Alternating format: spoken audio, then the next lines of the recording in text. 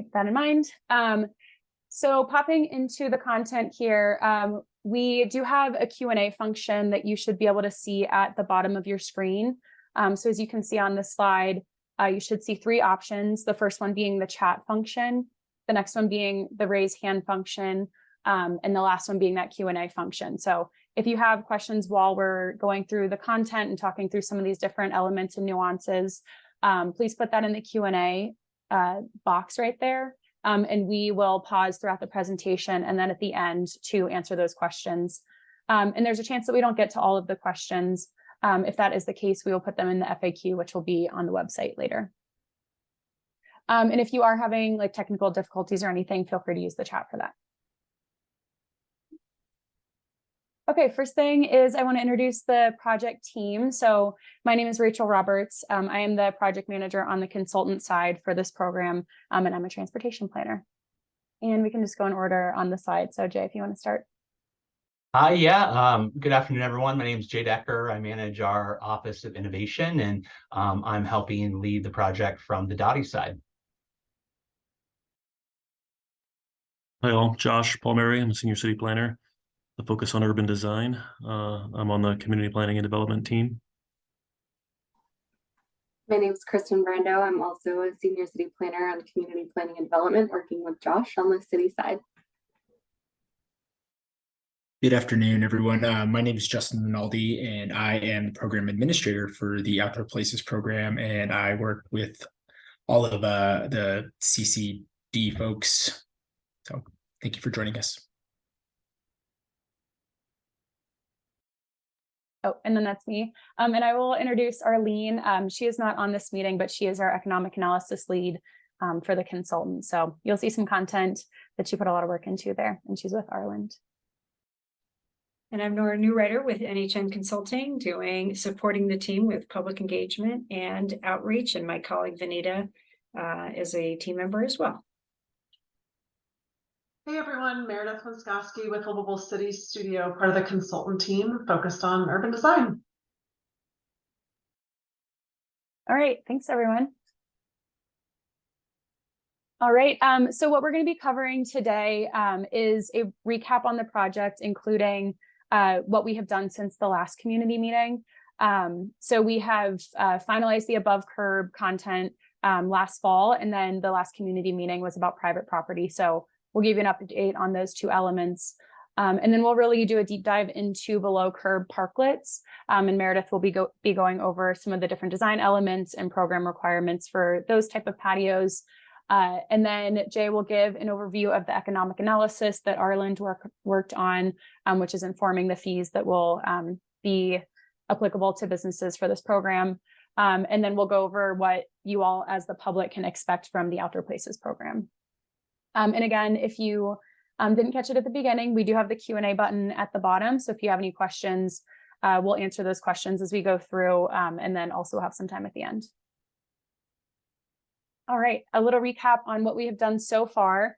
You may remember this thing called COVID. It forced a lot of restaurants and businesses to have smaller capacities and also be forced, into more creative ways of dealing with this situation.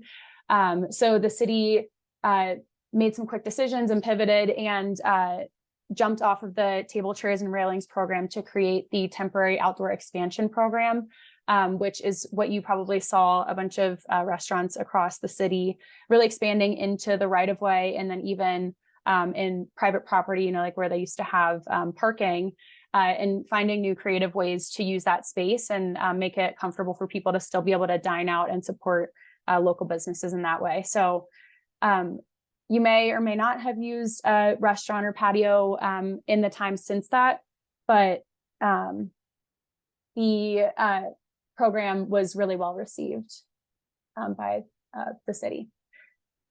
We've talked to a lot of stakeholders since this temporary program, and there really is a big desire for a permanent program. So restaurants and the community spoke aloud and said that they wanted to see these patios go on into the future in a permanent capacity. So we're working towards that. And Mayor Hancock did direct the city to create that permanent program.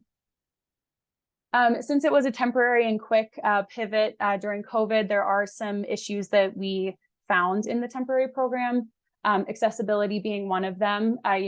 When things are thrown together quickly using temporary elements, there weren't always the best considerations for if the space is accessible, not only for people with disabilities, but anybody in general trying to make it through as a pedestrian in these spaces. So we are incorporating that into the design guidelines significantly, as you will see as we go through this presentation.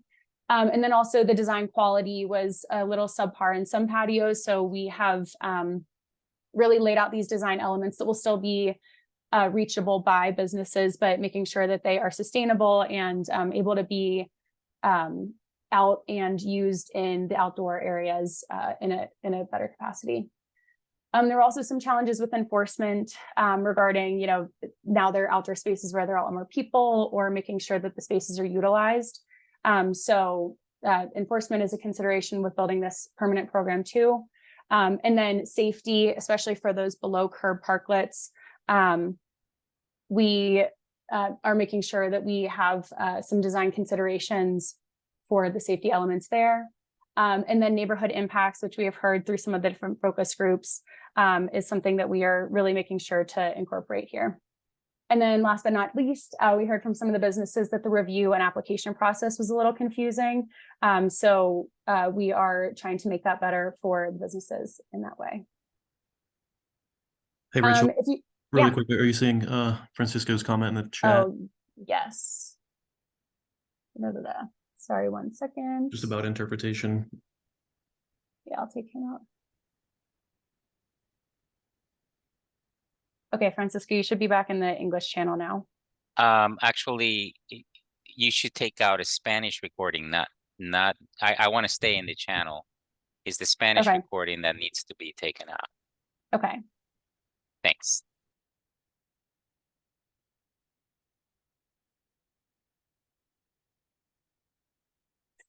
Okay, I have you in the English channel.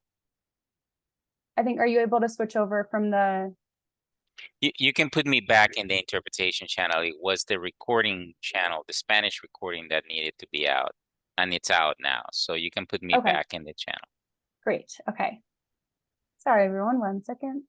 I'll pop that in.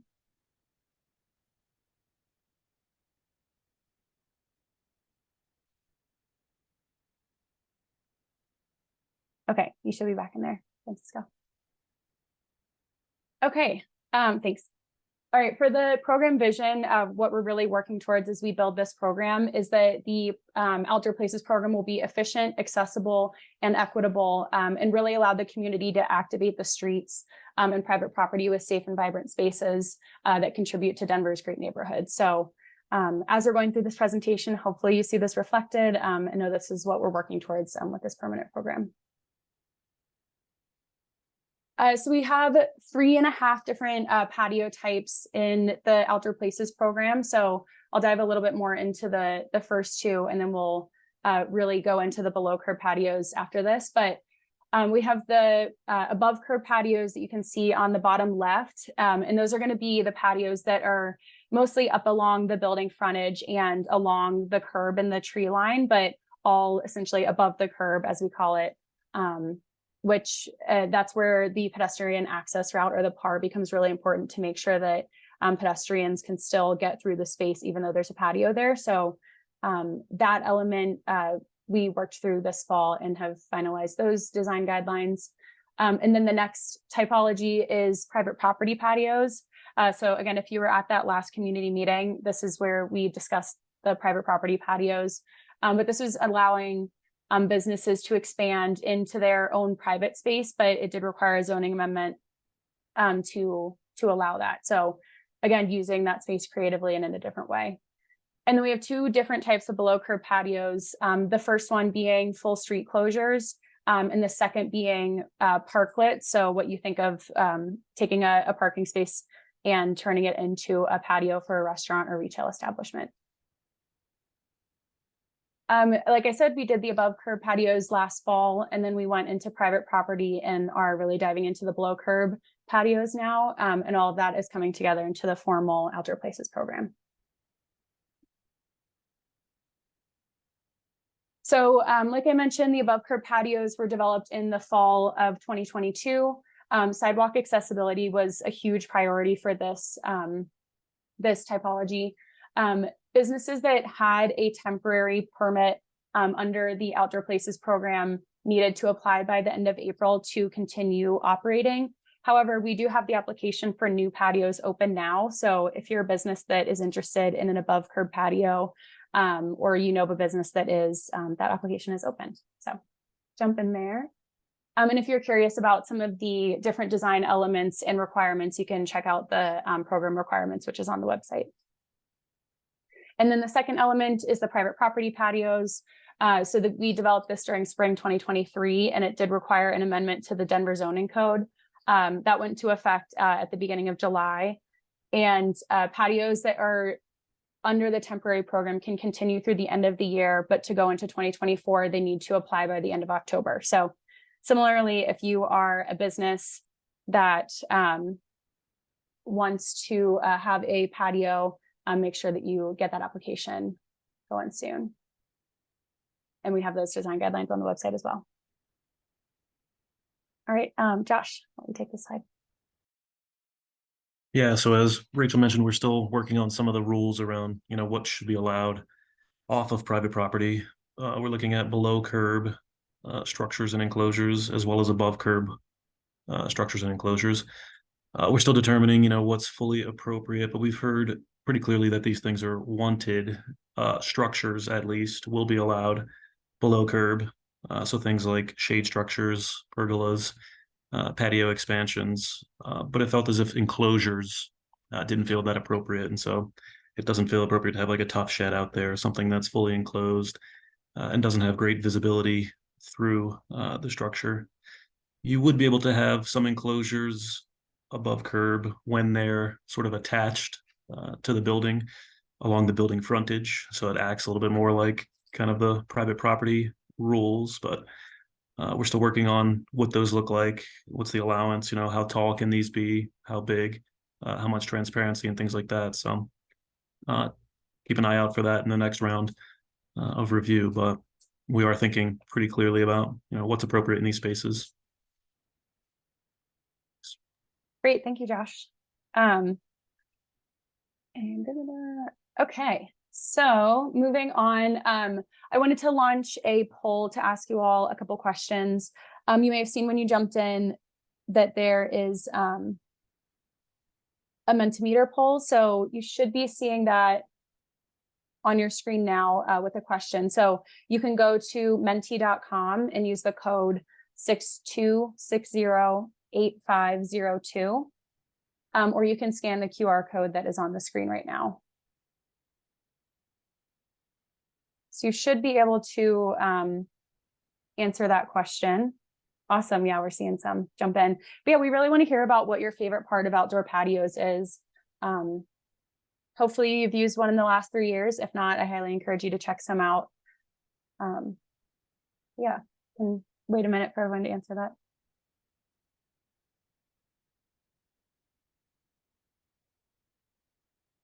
All right, we're seeing people like the activity on the street, that they're people first areas.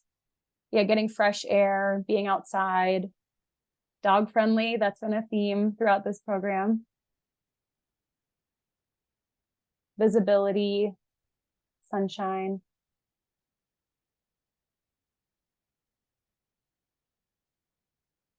Community. I'd say there's a lot of overlap in the Venn diagram of things that make Colorado great and things that make outdoor places great. So that's good to see.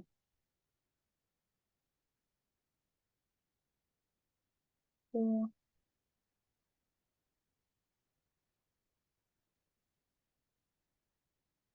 Okay. I think we've gotten a lot of responses, so I'm going to close the Menti real quick.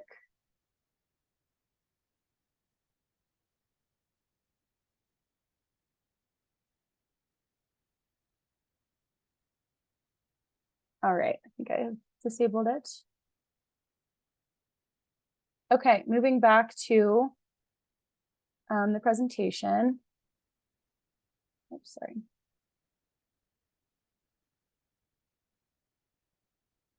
All right, thanks everyone for answering that. We'll have another one of those later in the presentation. All right, now I'm going to turn it to Meredith to talk about the below curb patios. Great, thanks, Rachel.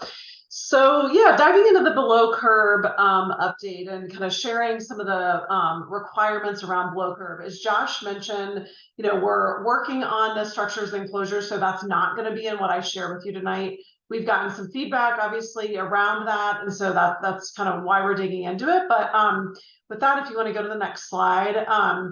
You know, we've been working around kind of a set of core intent and objectives that have really guided the work below curb. Obviously, below curb and above curb have similarities, but there are also some distinct differences. You know, accessibility and safety are really important. It's not only about making sure they're accessible for people with disabilities, but safety of the parklet, you know, vehicle sight lines related to vehicular, the traffic, making sure people are safe within the parklet is really important. And we'll get into that more. Economic development and business support is really important here. You know, having options for a variety of business types, making them attainable and equitable, and making sure that we're remaining competitive with other cities. But we also want to make sure that the below curb parklets are really integrated into the neighborhood, and that we're thinking about, you know, placemaking, public life, activation, all those words that many of you just shared on that Mentee poll. Thinking about mitigating impact on the sensitive uses, activating the streets and our public ways, but making sure that we're doing it with, you know, really high quality design, design excellence in mind, and integrating it as part of the context. And then lastly, you know, as we design and implement parklets below curb, you know, utilities and drainage and emergency access comes much more into play. Thinking about, you know, not only emergency access to the buildings, but stormwater conveyance, access to manholes that are in the street, and those sorts of things. So through our work, we have determined there are a number of types of parklets that can be designed. Type one is at street level. So this is on the far left, and it's really those that are, you know, below the curb. So the curb is truly a step down, and tables and chairs essentially are sitting on the street, as we've seen in a lot of the patios through the temporary program. Type two is our preferred, and this is where a platform is built within that space so that it's flush with the sidewalk and amenity zone. And type three is extended, where it actually extends between the amenity zone and into that, what we consider kind of that below curb space. You know, that tree in the section there is really meant to be kind of in the background and beyond, so that, you know, the tables and chairs are kind of within that amenity zone space, obviously not on top of the tree. And as we look, you know, to the next slide, look at some examples that we've seen here in Denver. This gives you a sense of the three different types. So the Spot Bar and Grill on Pennsylvania is a good example of street level. So you can see how there's a step down to the parklet, and that's kind of the condition there. The middle one at the Dairy Block that many people are familiar with, this is kind of that platform condition where the parklet itself is flush with that amenity zone and sidewalk. And then on the far right, over at Wine Coop, you can see this extended parklet. So it actually kind of steps up above the below curb area and the amenity zone, but you can see that ramp in the foreground, making it accessible. So really the idea is that it kind of expands or extends across multiple zones there. So integrating a parklet on the block is really an important part of below curb, because these structures, and you can see, well, some of them actually do have structures, and the bottom one has an enclosure, but these parklets themselves, right, they are part of the overall streetscape. the block itself. And we need to think about them, not only the individual design, but how they are kind of part of a whole related to the overall streetscape and block. Some of the guidelines we have is that they should be visually subordinate to the overall streetscape and block, right? They're not visually dominating or blocking views within the block. We need that visibility within the streetscape, the elements beyond for signage of the businesses, and just for safety and visibility overall. And then really encouraging applicants to coordinate with neighboring property owners to identify those designs that are really kind of mutually beneficial and work with each other.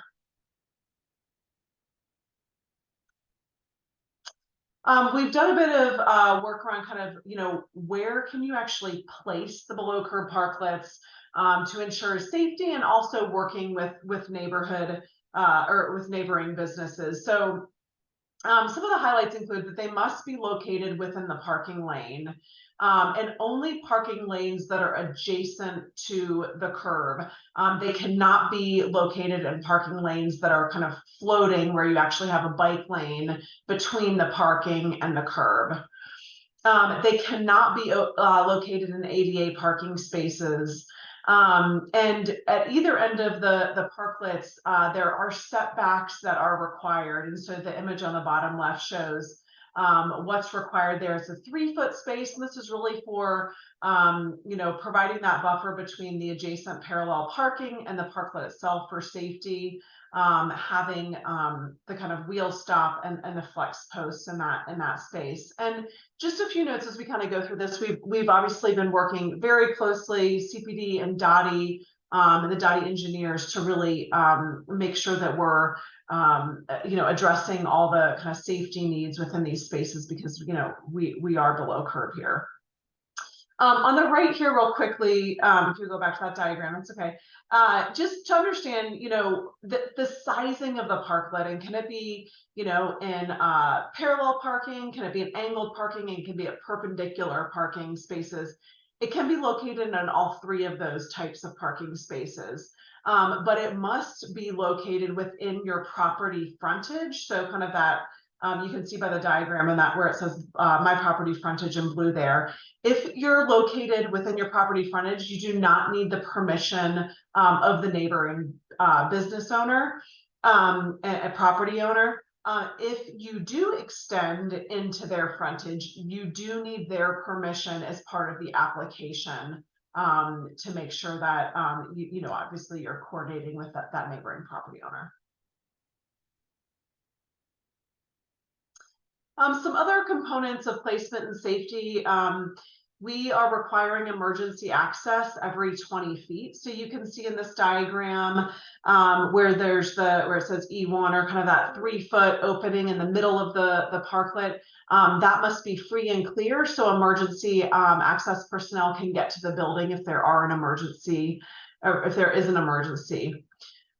We're requiring reflective elements kind of at the top of the parklet. This is really important for nighttime visibility. That's indicated by the yellow and black on the top of the kind of barrier element, delineating element that you can see in the graphic. One big thing that we've talked about and we've got questions about are the delineating elements, and we've worked hard with the city engineer to on this requirement. Crash rated barriers are required on downtown streets, and railings are allowed on local streets. As I think everyone knows, there is no street that is exactly the same, right? Every street is a little different with location, volume, speeds, 1-way, 2-way, bike lanes, so on and so forth. So there can be exceptions that are granted on a case-by-case basis, depending on a number of those things. As I mentioned, utility access and drainage are really important. That we have to maintain the stormwater drainage within the streets and along the gutter pan. I mean, we know from all the storms this year that having that clear, and the heavy rains we get in Colorado is really essential. So the section on the bottom shows how that gutter pan must remain clear and open for drainage. They can also not be placed on top of a manhole or an inlet. We need access to those for maintenance and if there's an emergency. And then also electrical wiring, if there is the need for electricity within the parklet, that needs to go under the pedestrian access route or the PAR, so kind of that sidewalk space.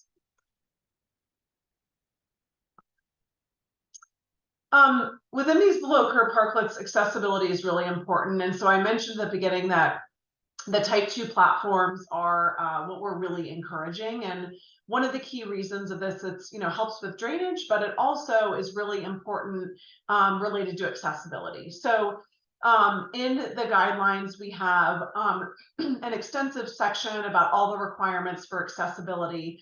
But kind of some highlights here are that an accessible path is required regardless of the parklet type. So this one that you see in the image would have to have an accessible ramp in it so that a person with disabilities could get from the sidewalk down to the parklet itself.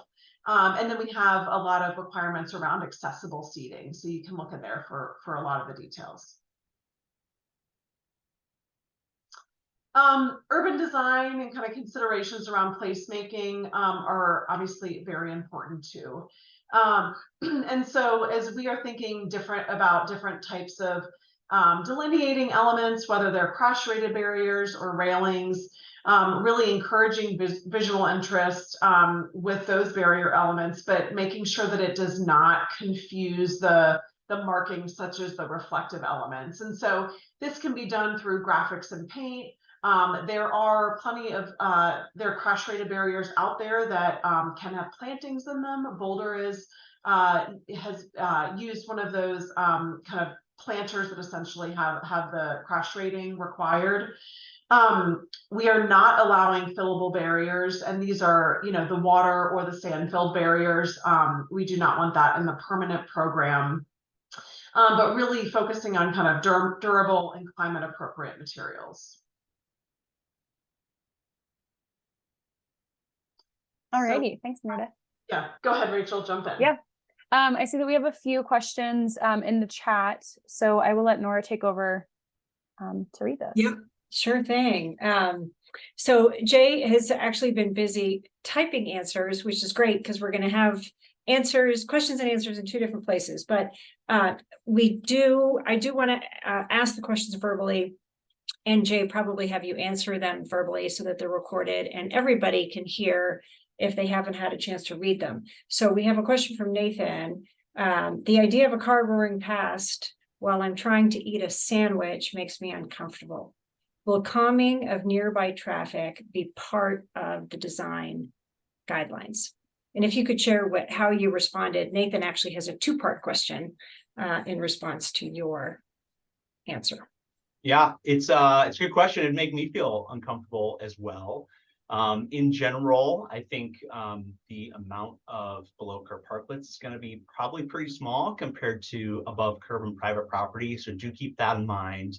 But more importantly, we will only permit those on more local or minor collector streets. And so what that means functionally is the speeds are actually fairly low, as well as the traffic volumes. Now, of course, that doesn't deter people from speeding or things changing as Denver continues to evolve, where people drive and where they go. But as of right now, this is just a program to allow businesses to establish outdoor dining.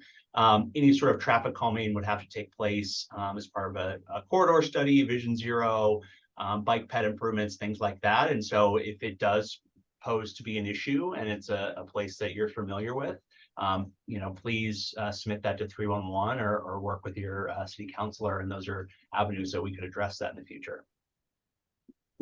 Thanks. Hopefully both parts of your question were answered, Nathan. There is a question about winter snow and ice and who is responsible if somebody slips on a parklet or on a patio.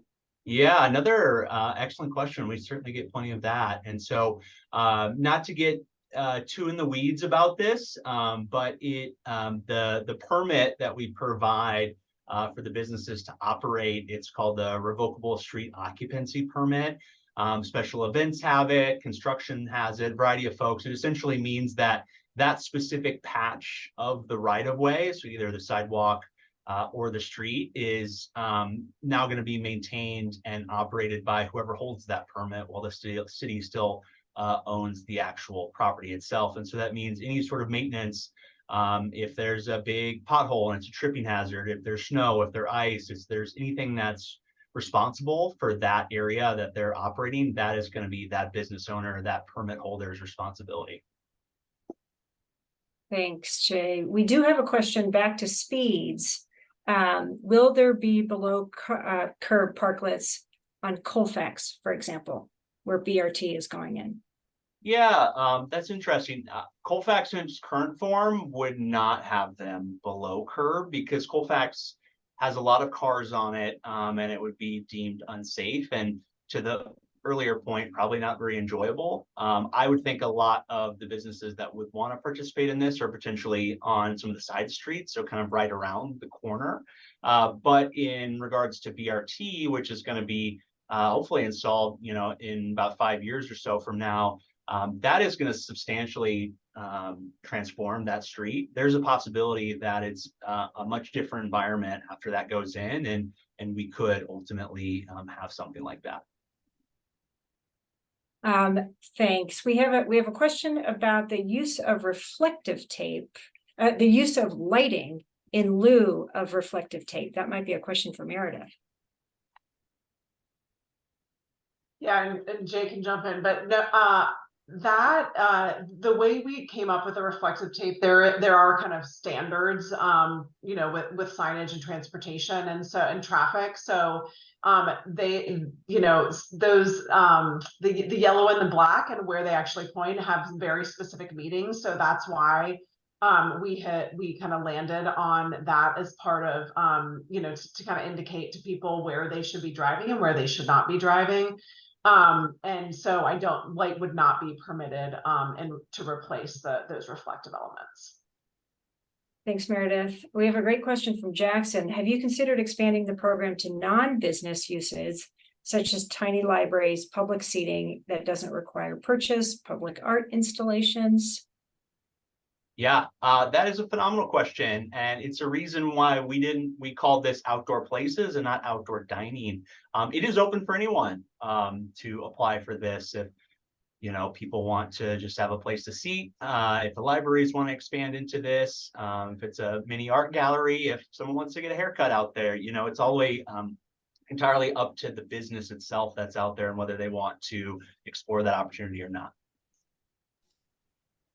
I'll add, we got a question in one of the other chats, whether or not this would be open potentially for residential use. And I will say that this is for explicitly outdoor places for non-residential uses, but don't have to be a restaurant or bar. But working with Dottie, there are other options for residential folks who are looking to expand. So feel free to reach out to any of us and we can kind of get you connected to the right place for that. Jackson's particular example is that he's part of they're part of a community garden, and the car parking blocking the entrance is an impediment to access the garden. And it would be amazing if one parking space could be allocated to an archway to access the garden. So that was the particular example that came to mind. Let's see. Are there permit submittal requirements listed somewhere on the city website? Where can people go to get their questions answered and proceed with the submissions? Yeah, I can jump in for that. So yeah, if you go to the easiest way to do it, because the city website is kind of a lot, just Google Denver Outdoor Places Program. You'll find our website. I'm sure one of our folks on the call can drop the link into the chat to make it easier. And then you can actually go by above curb, below curb, private property, full street closure. And you can see the guidelines and the permit requirements that are available now. with the idea that only above curb and private property are formally released, but below curb should be coming out, sometime later this summer. Thanks, Jay. Leanne has a multi-part question, which I'm going to read so that we get the whole thing. How are you addressing mixed-use buildings where the design of a below-curb parklet is in conflict with the building's declaration? If the restaurant already has outdoor space, which is underutilized, can a large parklet be added? Yeah, I was wondering maybe Josh or Kristen want to answer that first one about the parklet needing to be subordinate to the community and the community character. Yeah, it's a tricky one. I mean, I think depends on who owns the permit. Ideally, it would be the property owner, right? And so if there's a restaurant, ideally, I mean, they're a tenant in the property, correct? And so I think everyone would have some sort of a declaration. Maybe Justin, you have better insight on the permitting process as far as who owns that. But yeah, I think we would look closely at, the zone lot ownership and not just a single business within that.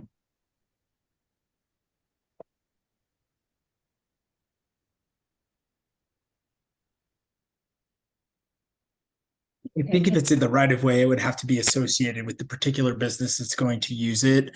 I know that we've talked about scenarios where various tenants within a single business could maybe pull together to utilize a patio space. We haven't had that come up quite yet, but I think that is an option. So I think there's just different types of options. We haven't really explored everything that folks may want to do with this program, but there is some flexibility in who can apply for a patio and who can collaborate to apply for patio as well. Thanks. We do have a question about smoking. Can customers smoke in outdoor areas that are adjacent to residential properties?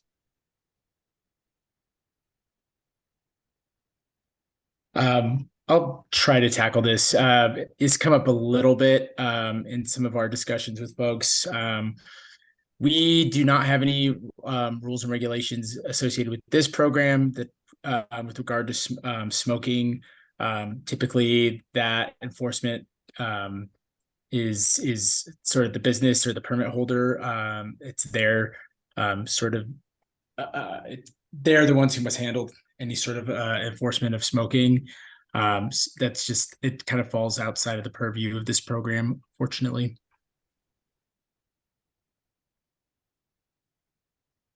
We have a number of questions in the Q&A about enforcement, and Rachel, I'm wondering if we hold those until we get to that portion of the presentation so that we can continue with the remaining sections. Yep, you're reading my mind. Yeah, if you have more questions, keep putting them in the chat. I am going to move us on to the next section, but we will have that time at the end to go over all the general questions about everything. So, okay, I have another Menti poll for everyone. You should see my screen again. Oh, and it will go. Where did it go? The next one. Sorry about that. Okay. We want to know, what is the last outdoor patio that you visited?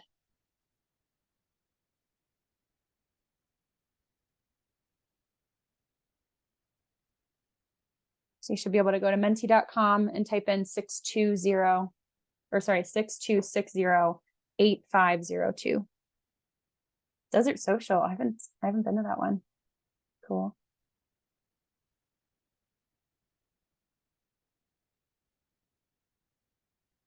Novel Strand, Tapendo. They're great. Dos Santos, Mizuna. I'm gonna write all these down.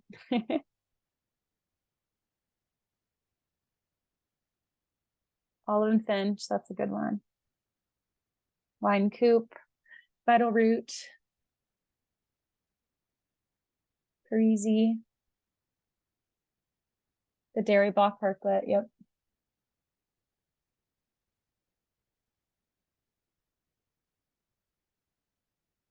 Awesome. Lots of variety here. Another wine coupe. Levin Deli, that's a personal favorite of mine. Okay.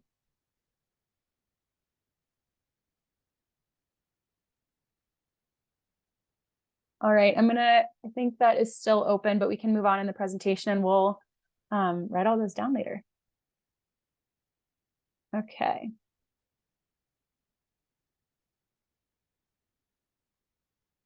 Okay, now we're going to jump into the economic analysis overview. So I will hand it over to Jay.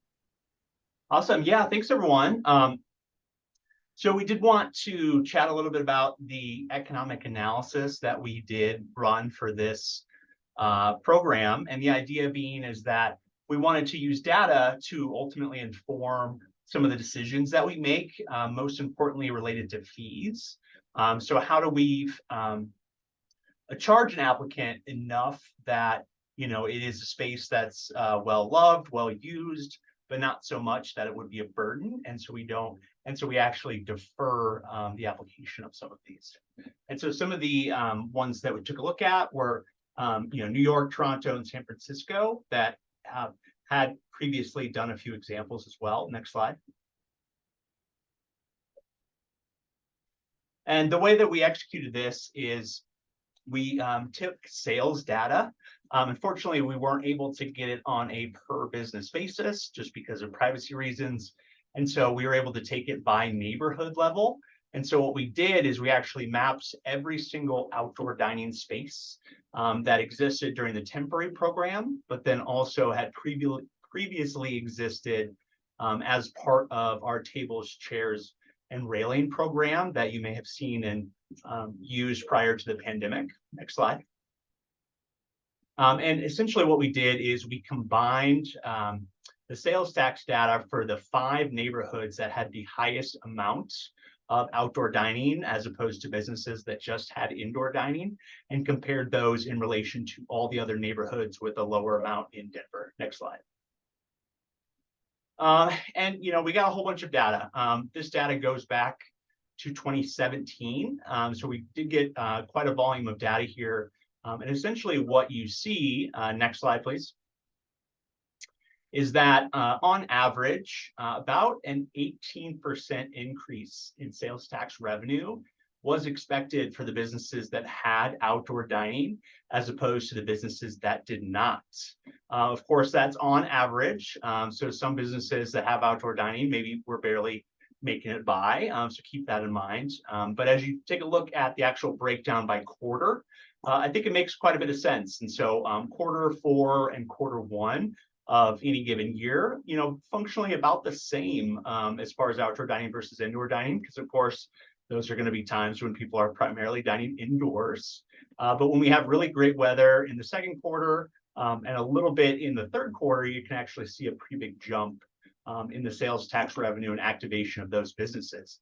And so those summer and shoulder season months are really where those businesses with outdoor dining are able to make more money than businesses without. Next slide. So while I did say that approximately an 18% sales tax revenue increase was expected for businesses that did have outdoor dining, there's a lot more that goes into it.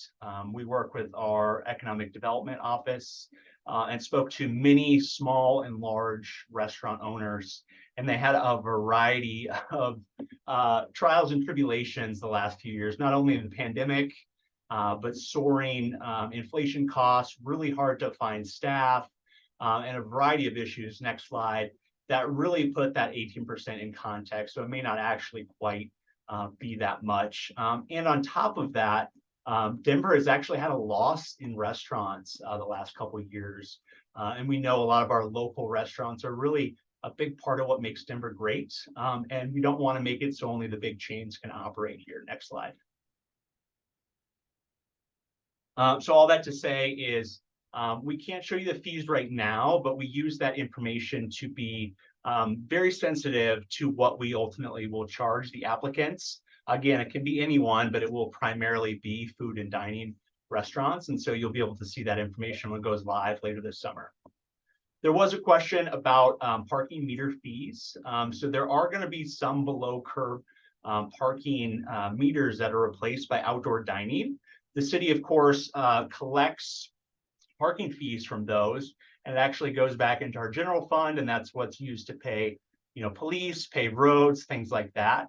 And so we wanted to make sure that we weren't losing a substantial amount of money through that, because then that would actually lead to a drop in service quality.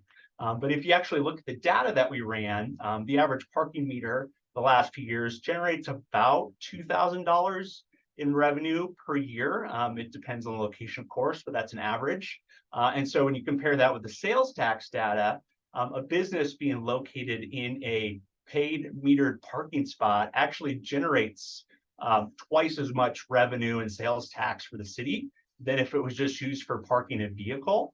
So it's beneficial for the city to transform these and turn them into business parklets, because the idea behind that is we'll actually get more money in our general fund that we can use for services to make the city of Denver better.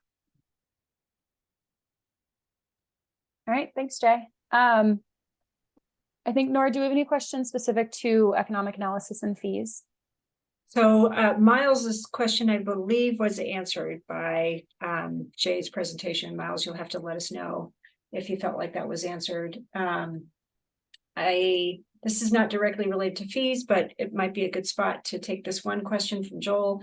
Is there a use it or lose it aspect to some of these spots, these outdoor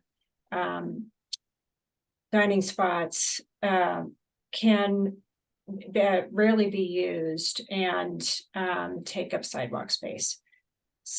Will they never go away?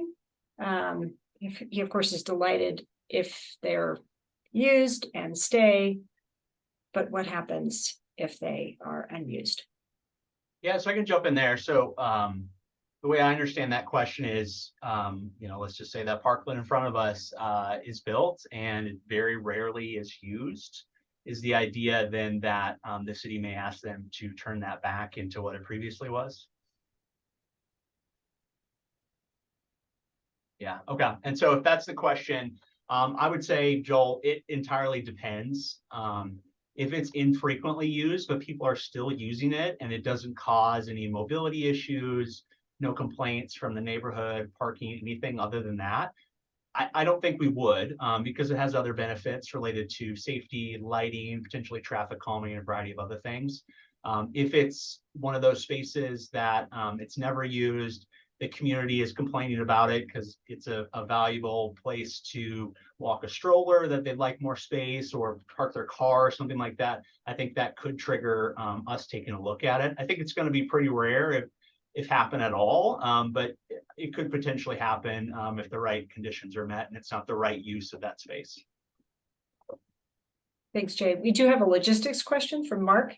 Is this presentation going to be available for download? Will there be a link that is shareable? Yes, we will have the presentation and the recordings on the website hopefully this week. So we will send out that link in another email and social media blast. So you should be able to get that. But if not, check back on Friday or so. And you should see the link to the presentation and the recordings online. The remaining questions are probably fall in the next category of the presentation. Okay, great. We can jump there. All right, what to expect from the Outdoor Places program as a member of the public.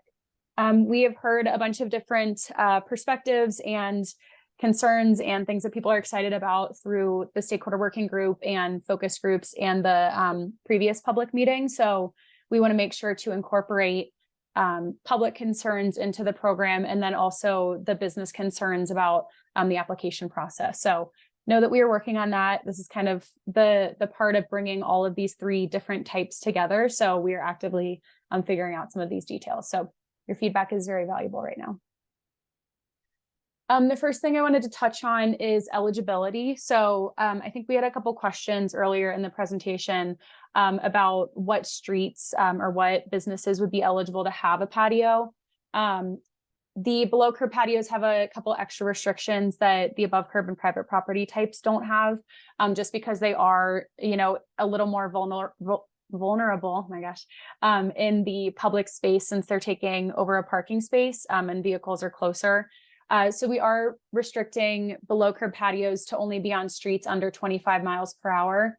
And that they can only be in parking spaces. So there's no threat to transit, loading areas, bike lanes, or ADA spaces. So know that those types of curbside uses are protected, and businesses with space adjacent to those will not be able to have a parklet, at least right in front of their building. And then also, as you can see in this graphic on the screen, below curb patios are also not allowed in sight triangles, just to make sure that vehicles turning are not going to be a threat to people sitting in the patio. So a few different nuances in there, and all of this will be in the below curb design guidelines. So if you want to dive into that, it's all consolidated into that. And then we do have protected districts that require a neighborhood impacts review. So if a patio application is going to be within 50 feet of a protected district, it will have that extra layer of review. So a few different elements there for businesses to consider. Jay, I think if you want to cover this enforcement slide, I think we have a couple questions in the chat about this too. Yeah, so these are great questions. So it's one thing to allow something in the right of way. It's another for it to be operated correctly, right? So we need to make sure that we do keep people doing these correctly, so it ensures safety and minimal impacts to those around it. And so there are several built-in mechanisms for enforcement. So the city has a variety of people we call inspectors. They go out for you know, construction related activities, things being built, whether it's a building or a bike lane. And really where they're going to help us is that when a permittee applies, they're going to go through a process, look through the guidelines, set it up with a site plan, and basically go through a whole process to make sure it meets the required criteria. If it does, we'll say, go ahead and build it per this specification. And then we have an inspector that actually goes out and makes sure that they didn't deviate from that. So they didn't accidentally do something incorrectly or add something or change something. And then if it does meet that inspection, they will then go ahead and have a permit to operate for a year. We do have the ability to go out there at random times when our inspectors in the area and check on these to make sure that they aren't blocking the sidewalk and a variety of other things that are going on. But, you know, I will also say that we can't be everywhere all at once. And so if you see anything that is different than what you saw here or what is ultimately posted on the website, which is what can be allowed, just go ahead and fire off a quick 311 through the app or call, and that'll get routed to us. And so we can actually follow up on those to make sure they're working really well. And then as far as utilization and impact on existing on-street parking, so again, we're going to have very few of these that likely will actually be in a parking spot. I would imagine maybe 10 or less. So it probably isn't going to be a huge deal. But if you know, it is something that's not being used very well, and it's in an area where parking is at a premium, that is definitely something we would consider to say, you know, hey, no, we know we can't use any parking spaces here for this. So no from the start, or if it's not used after the fact that it goes in, we could use that option to not give them a second year when they do renew. Thanks, Jay. All right, jumping into the application process. I'm not going to read everything on this slide, but I just wanted to show you guys the list of different elements, and there are some more that didn't even fit on the slide, that businesses are required to submit when they are applying for a patio. A lot of these elements are because, you know, these outdoor patios touch so many different areas of being in the public realm. So there are different requirements across the city that they have to hit to have a permitted patio. But we're also trying to make it not so prohibitive that businesses, especially smaller businesses, cannot apply. So I'll talk in a minute about some of the different support techniques that we are going to have as part of this program. but I wanted to highlight that a letter of approval is required from the landlord or the property owner. And like Meredith talked about with the graphic of where your parklet is placed, if you are in front of a business next door, then you have to get permission from them. But if you're just directly in front of your own business, then you just have to get the letter of approval from the landlord or property owner. You also have to submit a site plan, which includes the pedestrian access route, the existing permitted occupancies, and ADA accessibility. So hopefully that will help to address some of the challenges that we found in the temporary program that I mentioned at the beginning of this meeting. Below curb patios do require crash barriers, so they will be safer spaces for people. And these have been run by our city traffic engineer and team. So should be very safe spaces in old parking spaces. And the businesses are also required to add the number of seats that will be added as part of the expansion into their applications, so that we know if that occupancy is going over 20% of what they currently have, then there are some other things that they will need to upgrade and allow for that expanded capacity. And then Jay mentioned fees. So there will be fees for the businesses to encourage utilization and just to cover the cost of administering this program. And the businesses will be required to go through an annual renewal process, which will also help to make sure that they're keeping in with the design guidelines. As far as support elements that we have for the businesses, we will be requiring pre-application meetings to make sure that especially those site plans are up to the standard, and just to make it a more streamlined process from all sides. And we're working with the Office of Community and Business Engagement, as well as the Economic and Development and Opportunity Office, on some different financial and technical support elements, especially for businesses where the staff doesn't speak English. We want to make sure that we have a language access plan to really bridge that gap and make this an accessible program for all businesses. And then we also are coordinating with the business and general improvement districts. We're going to coordinate with the restaurant associations and then other groups that work in areas that have businesses. Okay, I see a bunch of questions in the Q&A and the chat. I just wanted to plug our website once again, and I will bump that link in the chat, but there are a bunch of different resources on our website, including the design guidelines that have been finalized for above curb and private property patios, and then the draft below curb patio design guidelines are on the website as well, and we'll update that once those are finalized. And then we'll also be including the resources for businesses applying to the program on the website as well. And if you wanted to see the presentation or the recordings after this meeting, you can find it on the website in a couple of days. Okay, Q&A again.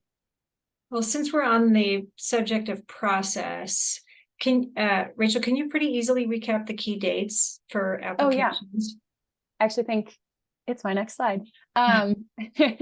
So if you are a business interested in an above curb patio, that application is available now. So click the link that I just sent in the chat and you should be able to find the application for above curb patios. If you're a private property patio, if you're interested in that as a business, those businesses need to apply by October 31st to be able to continue into 2024.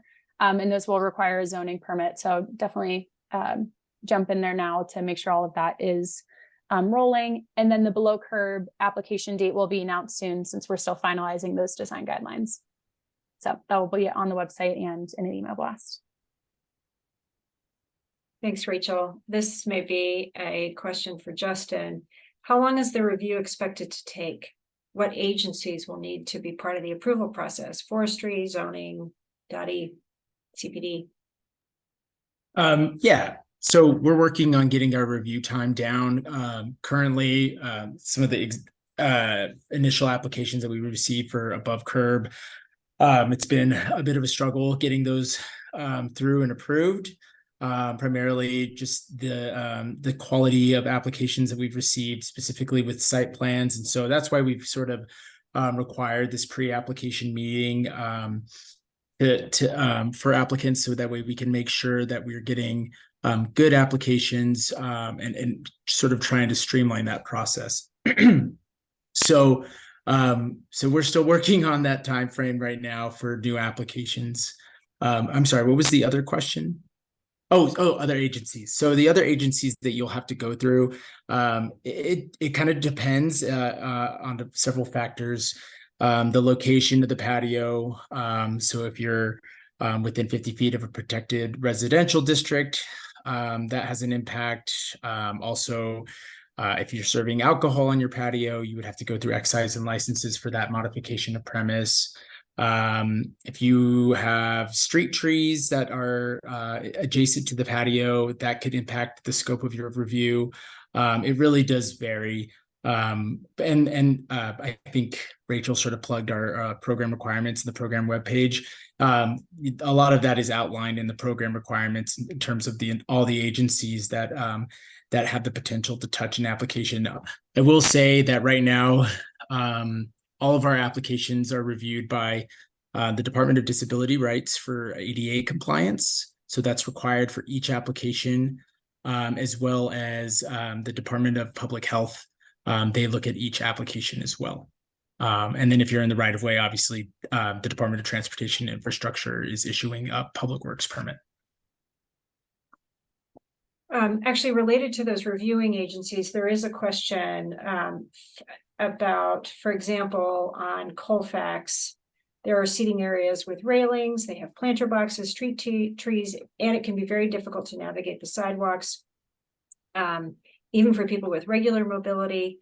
How are you addressing, enforcing customers locking bikes, creating blockages on the sidewalk? Will different areas with high pedestrian use have different required sidewalk widths, for example? Yeah. I mean, yes. I think it's a little challenging, obviously, with the various sidewalk widths that we have throughout the city. It's definitely not the same everywhere. And so we have to kind of operate within those confines. And so we do take that into consideration when we're reviewing each application. We do have a minimum requirement of a 6-foot pedestrian access route, if possible. And, we've been reviewing our applications based on that and trying to make sure that we're at least providing that, if not more, if we can. I think part of this also, we can't be out there enforcing everything if there's a bike in the way. And so I think, we'll have to rely on the public as well to kind of help point out where issues arise, so that way we can sort of address it when we're doing our reviews and doing inspections as well. Justin, there's a question from Scott about design criteria, and specifically continuity within a neighborhood. How is a design reviewed, and materials in particular in relation to the neighborhood around them? These structures are going to be long-standing. Durability is going to be an issue, and aesthetics as they relate to the streetscape are something that neighborhoods care about. Yeah, that's a great question. I think, we'll be looking at each of these applications. We do have sort of urban design criteria. I think in some instances, we'll even be able to kind of cue in some of our urban design staff to take a look at some of these, especially maybe structures. And we're still developing the guidelines when it comes to structures. So I can't speak to that entirely quite yet. But I mean, in our design guidelines, we've said that we want to make sure that the materials that they're using for the patios are durable, and quality materials. We ask that folks are actually submitting like the planter boxes, images of the planter boxes, tables and chairs that they're using to make sure that they're not sort of like the temporary type of materials that were used under the temporary program, right? So folks were using like, wooden poles with chains and things like that. Like that's not acceptable now under this program.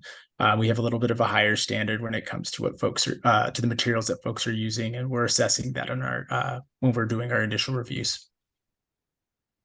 We know that you're calling for pre-meetings, right, during this process, but is there a list of great examples of each type of patio that can be a useful reference? No, that's a great idea, but I should maybe that's something I need to work on. We do have some types of examples in our program requirements, and we try to use a lot of visuals in these presentations to show sort of exemplary patios. But I don't have any. We don't have any sort of like list of star patios quite yet. Maybe we should do that. So we have a couple questions about residential properties that are adjacent to these uses. Can you go over again how they're notified, how they're part of the process, and what happens if a patio is considered, I suppose, a nuisance patio in some way? Okay. Yeah, sure. For patios within the public right of way, so that's above and below the curb, we've added a requirement that if a patio is within 50 feet of a protected zone district, so that's primarily residential zone districts, they would have to go through something that we've called a neighborhood impact review. And this process involves a public notification. So the applicant would have to do a public posting and notify the surrounding community that of their plans. They would also have to currently they have to host a neighborhood information meeting. So they would have to put this meeting on where they kind of go over the proposal, and then they would collect comments from the community members, either for or against or whatever, and then we would combine all those comments. I would help kind of do that assessment, and then we would maybe put some sort of conditions of approval on that permit. So maybe if there's concerns about noise after a certain hour or whatever it may be, and we could sort of create sort of these conditions of approval on the permit. And if there's very strong opposition to a patio, that will definitely be considered too when we look at issuing the permit. Thanks, Justin. We have a very fundamental question, which is, do you anticipate this program being long-term? I hope so. Yeah, I do think so. I think we've seen some good success so far with this program. I think with anything new, it's a little sometimes it can be a little challenging getting it off the ground, but I think so far the response has been great, and I think we've been very thoughtful and conscientious about the requirements and design guidelines that we put together. And I think, I do think that this would be something that'll be long-term here in the city. We actually do have two questions about the use of patios by people who are not necessarily patrons of the businesses that have set them up. What are there enforcement mechanisms? how should that be treated? Is there recourse?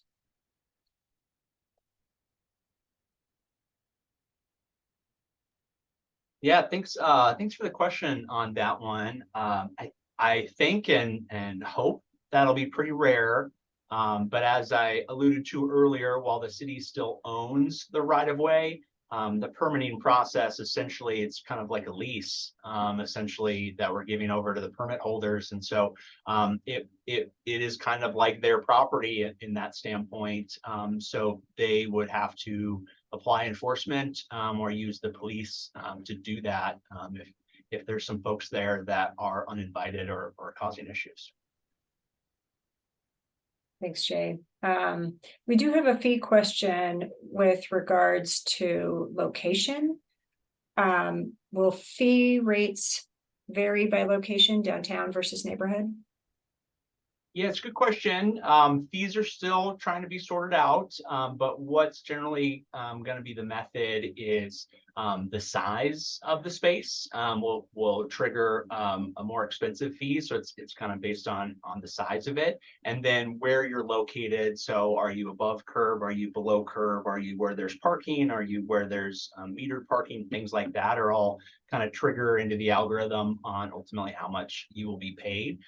So I think we're trying to figure out downtown or otherwise if it should have a premium. I think right now it probably doesn't, but I don't want to say no because they haven't been fully finalized yet. Thanks, Jay. We do have a question from Colin asking when he might expect the final below curb guidelines and the fee schedule to be published. Yeah, I can jump in for that one. It probably would have been published a week or two from now, if not for us listening to the community, hearing that they wanted to have those overhead structures, the ability to have lights, the ability to have sunshade, or just an overhead structure in general for permanent shade. So we need to go back and add those in. I don't think it'll take very long for us to do that.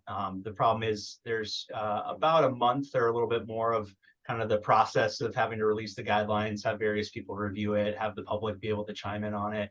So effectively, we're probably looking at 2-3 months from now for a below curb to actually be out there because of that extra addition that we're going to add now. Great. We do have 2 design related questions that I wanted to turn our attention to. Stephen asks, are crash barriers only required in downtown locations? Yeah, it's a good question. So it's entirely up to the city traffic engineer where they feel either there's a higher volume, maybe it's a lot of people turn around a corner like that, something like that. So it is dependent on where our technical experts see that they should be applied. That said, I think a vast majority of them will be in the downtown locations because they're going to have the more higher frequent use of big trucks, buses. They're not necessarily going fast, but there's more volume of cars. And so I would say probably a majority of other locations outside of downtown probably won't have them, but it's entirely dependent on where it's located. Thanks, Jay. A participant noticed that there are electrical lights above some outdoor seating, and has a question about safety and electrical wires either above or below. Can extension cords cross sidewalks, for example? Yeah, I actually tripped on one the other day when I was out running. So I feel your pain, and I am very able, and so I imagine it's difficult for other people. So for the new updated permits, we had a lot of added standards, right? That's why we went through this whole process. A big part of it was accessibility. And so to answer your question, no cords will be allowed to dangle over a sidewalk. They'll be required to kind of trench them underground or figure out some sort of solution. And they actually are not able to put them overhead as well. Like if it, that 6 foot that would go over the sidewalk, they have to figure out a different solution. Of course, they'll be overhead when you're actually in the parklet itself. But I think predominantly most of them will trench an outlet or a conduit out to that location to make sure it is fully safe and accessible. And if you see otherwise starting in 2024, please do a 311 request because that's a big tripping hazard. It's been answered in the Q&A, but it's probably worth repeating. There have been scattered questions about structures and enclosures and the importance of shade. So getting a sense of what you're thinking about in terms of the ability for parklets to have shade. Want to jump in on that one, Josh? Yeah, definitely. So as we keep mentioning, we're still working on some of those guidelines on what exactly should be allowed. What's the determination of our limitation of what becomes an enclosure? We've heard pretty clearly, from the community meetings, from the public in general, that yes, this idea of shade is very important. It leads to, good placemaking, good sense of enclosure. Business can hang sort of like character elements and really create a sense of place in front of their businesses. So yeah, we're looking closely at what those allowances should be. What's the maximum height of the structure, kind of materials, how thick should some of the columns or members be? We're thinking a lot about this idea of, transparency and visibility through the structures. So yes, definitely shade structures, pergolas, things like that will absolutely be allowed. We're thinking enclosures, fully enclosed structures will not be allowed as parklets. They will have to be open and permeable and able to allow air and visibility through them. Thanks, Josh. This question has also been answered, but is probably worth expressing verbally. It's a question from Leanne regarding whether an entire block is considered in the design of a parklet. Sometimes parklets can feel very disjointed and it doesn't fit the historic feel of a neighborhood or a single block. Is that part of the design consideration? If there are multiple parklets on a block? Yeah, it's a good question. So the parklets are supposed to be subordinate to the neighborhood and the block itself. So it's supposed to fit in there. We can't get disparate business owners to work together to make it all look like one theme, of course. But individually, they should reflect that. I'm sure Josh or Kristen maybe has some additional feedback to that. No, that's great. I think the only thing I added, this question tended maybe towards some historic feel or historic locations, that if any of these patios are either adjacent in individually landmark building or within a historic district, there will be a historic a review by our landmark team. They're more lenient with things that are just like tables and chairs, but they do review things like railings and structures for continuity with the landmark designation. We do have a question regarding if commercial properties are improving public spaces by putting in these parklets, what happens if property is damaged at night due to vandalism? Who is responsible? Yeah, that is the responsible party is who holds the permit. So whatever business or applicant has to do that. So written in the permit is talks about within a reasonable amount of time of fixing things, removing graffiti, things like that, to make sure the unfortunate event doesn't go unsolved and actually becomes a blight. And so anything in the public, of course, is subject to negative actors there. And so similar to if your building fronts a sidewalk or something like that, something may happen. It will be the same for these. Thanks, Jay. I think we've answered just about every question. One final question, which has been answered, but is kind of a nice stopping point for us, is how do I start the process? And Josh's answer was sign up for the email newsletter and go to the website to get your information as to how to begin the process. I don't know if, Josh, you want to add to that in any way. No, I think we've covered it all well. I think that one was asking specifically about the below curb. And so, as Jay mentioned, yeah, we're still working on figuring out those rules. Maybe, a month or 2 or 3 months out, we'll have that finalized, but we will have a similar review process of, this process going back out to the public and making sure we're all on the same page. And I'll just add real quick, once those guidelines are released, we will have the requirement for pre-application meetings. So we'll probably have something on the program webpage to where you can actually reach out to me directly to request a pre-application meeting. And then I will follow up to arrange that, and we'll get you started on the process. And actually, I spoke too soon. We have a few minutes left, and this is an engaged group. We have more questions. Let's see. Will any of the above curb regulations apply to the outdoor patios on the 16th Street Mall? Is there any coordination with the design components being used on the mall itself? Yeah, very specific question. That's a good one. Little quirk of the city is on the 16th Street Mall, the patios that are located on the sidewalk, they're actually managed by the Downtown Denver Partnership. And so they have very similar rules and regulations to us, but fees are different and there are going to be some changes. And so that's entirely up to them. I'm not sure if it's been coordinated with the change of the construction taking place, but I would expect maybe some of them to be reflective of that, perhaps not all of them. We have a question regarding materials of the structures over time. Will there be review and required upkeep for the structures themselves? Josh, you answered that in the Q&A. If you could take that out loud. Yeah, certainly. So, the permit will be an annual permit and there'll be a resubmittal and review process. We are working out some of those details as far as inspections, how they go, if we were going to do these annual on-site inspections to ensure compliance and quality.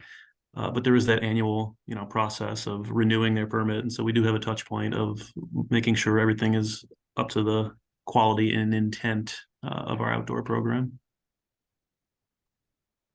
Scott asks if parklets are not allowed to route like power overhead or below. Is there the option of altering city sidewalks to allow for power access? Yeah, so they can go ahead and go subterranean, so they can trench. It's a very common thing. Almost all of our utilities are underground, or there may be a junction box close by. And so that will all be discussed during that application process, where power could come from, most likely the business itself, and then how they're going to get there, and then how they're going to detour the sidewalk if they need to trench it for a day. So making sure that there's still available options, and then how do they patch it up so it looks and feels exactly like before they impacted it. Well, thanks for the great answers. We have 5 minutes left, and I think we've covered just about every question in the inbox. Thank you, Nora. Yeah. And thank you everyone for those great questions. Like I mentioned, we will be putting those into an FAQ. So you'll see that on the website here in the next few weeks-ish. I just wanted to remind everyone of the application deadline. So the above curb application is open now. Private property patios can be applied for until October 31st, and then below curb applications will be announced soon. So keep an eye out for that. And then the next steps are that we will have a public comment on the draft structures and enclosures requirements. You may have been familiar with this process if you reviewed the other type design requirements. So keep an eye out for that as well. We'll send that in an email when that is ready for public review. And then we will, we're working towards the formal program launch and below curb application this fall. So lots happening as we wrap up this program and make it permanent. I think that's it for me. If anyone else has any questions, you can shoot us an email after this meeting and we'll get back to you. Thank you, everyone. Thank you.